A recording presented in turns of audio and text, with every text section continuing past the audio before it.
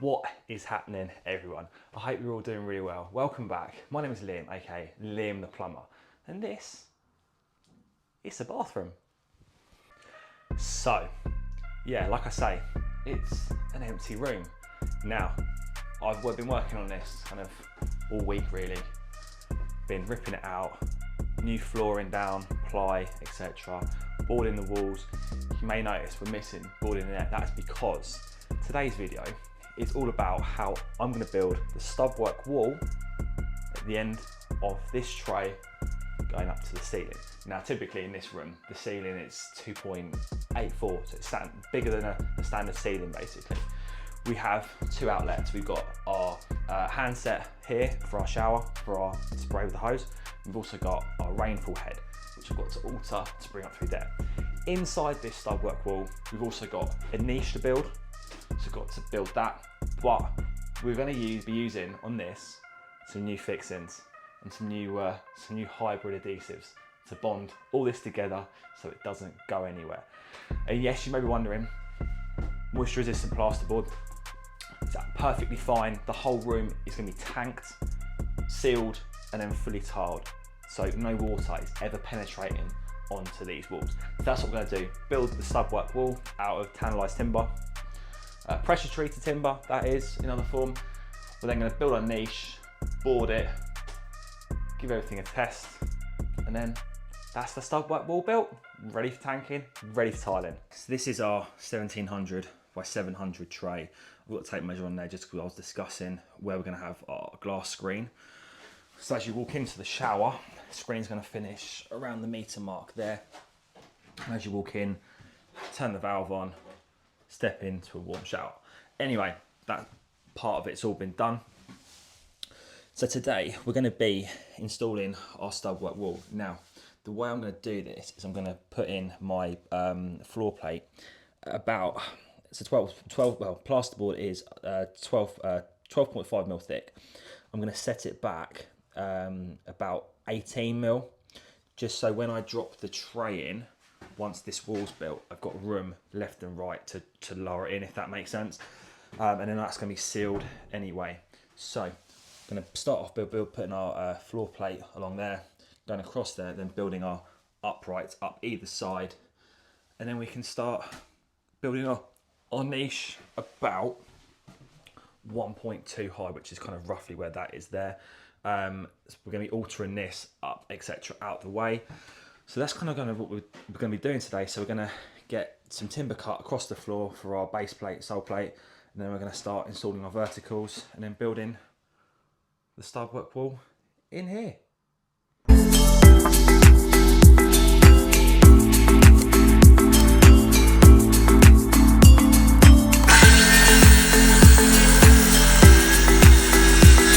So first bit of timber is just laid in there temporarily.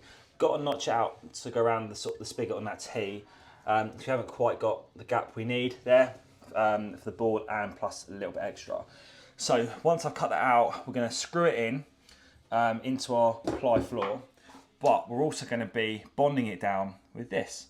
So this right here in this gun is part of the new hybrid range from Fisher.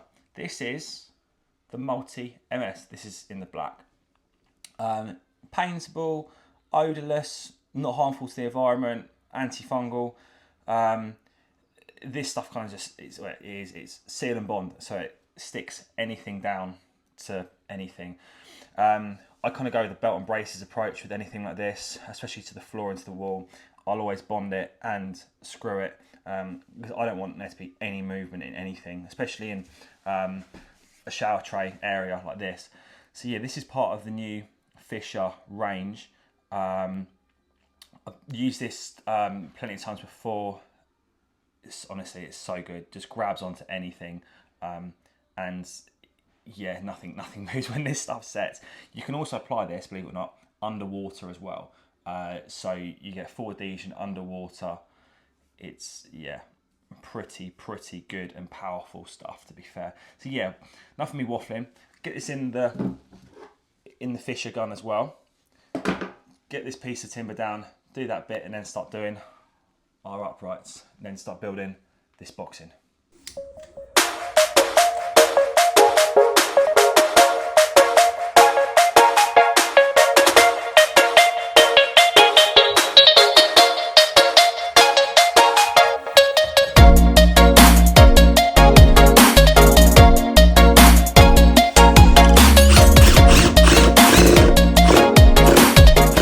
sole plate is in. Done our return net and we've done our vertical up here. I'm just about to get this one in, but before I do that, I'll show you a couple of bits first. But so this wall here is masonry. Then this is an extension, so they've left the external wall, done whatever with the roof, and then that's just plasterboard. It's just like a bit of stud work in through there. So got a couple of different fixings we're going to use on this wall to secure this upright in. Now, I've bonded all that in, again, like I say, with the Fisher Multi-MS. So that's now bonded in up through there. We're going to use that again on that vertical.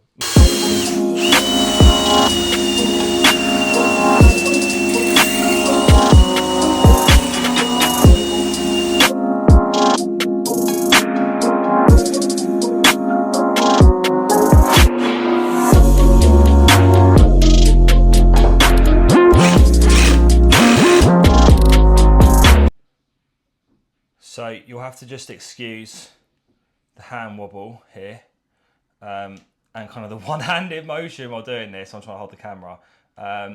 So that's kind of the consistency of this stuff. Really, really good. Anyway, the reason why I've put then it's circles is because it grabs better than just doing straight lines. Anyway, let me climb up the ladder. So I don't know what's in this ceiling. So hence the reason why I'm bonding it to the ceiling like I've done on this piece. And then I'm going to screw it into my uprights either side, so I've got the lighting as well.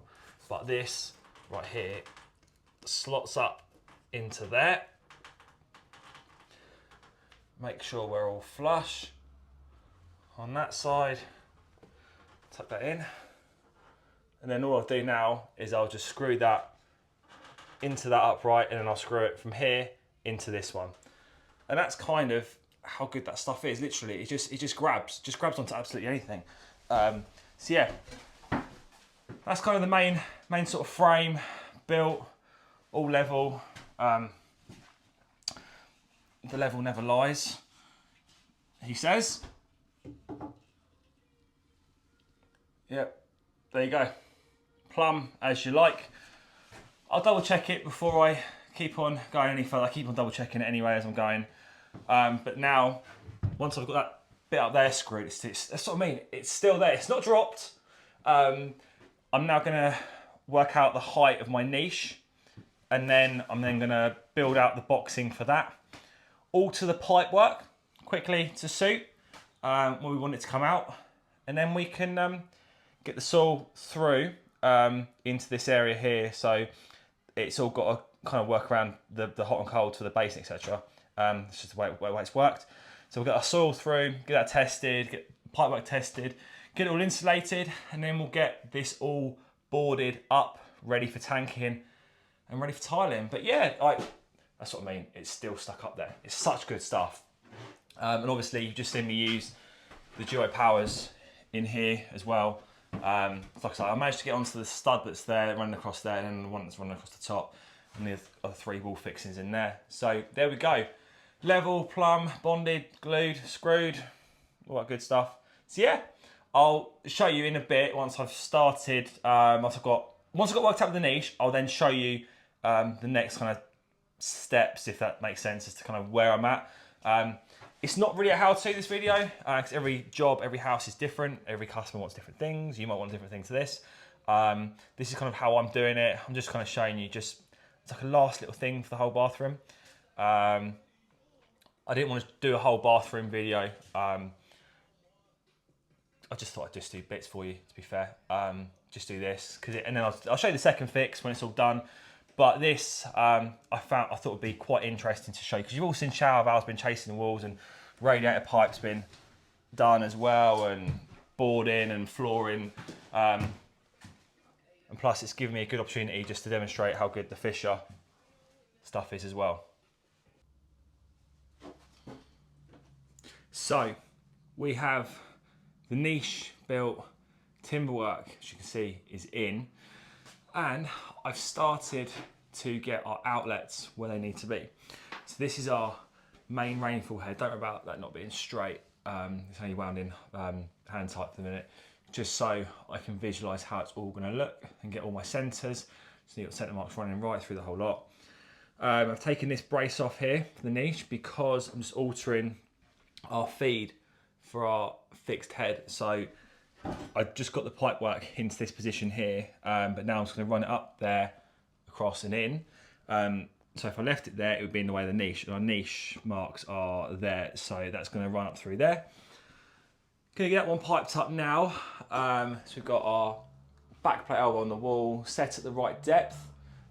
So when the boarding and when the tiling is done, probably difficult from this angle, but that shroud, as you can see, will finish perfect. Bear in mind, it is an adjustable shroud, so you can move it backwards and forwards and that kind of thing.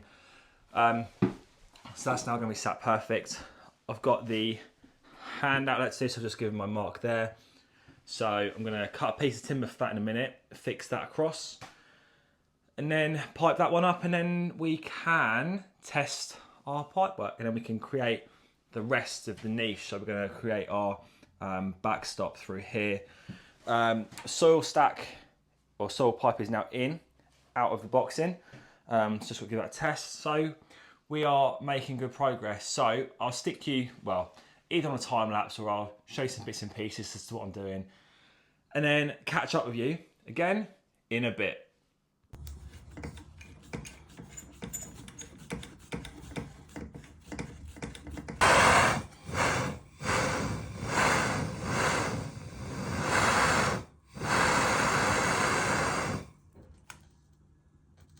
So we have top feed done.